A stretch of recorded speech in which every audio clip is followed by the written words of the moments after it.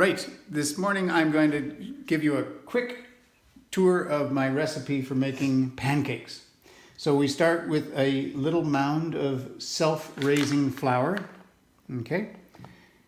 And then we sprinkle some cinnamon snow onto that mountain. So we cover the slopes with a sprinkling of brown snow, okay? Like that. Then we sprinkle white snow over the brown snow onto the slopes of the Pancake mountain. Okay, then we mix that up with the whisk, like that, and then we add milk.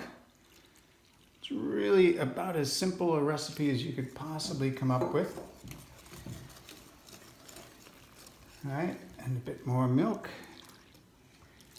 The beauty of this recipe approach is that the size of the batter, the amount of batter that you produce, is simply determined by the size of the mountain of flour, of self-raising flour that you start with. There's no a cup of this or a teaspoon of that, nothing like that. It's just a mountain and slopes, mountain and slopes. And then you add the milk to the texture, the thickness that you want. Add preferably, it's not critical, but it's nicer if you have sour cream, okay? So I bring in a bit of sour cream and an egg. If it were a bigger amount, amount of batter, then it would be 2 eggs.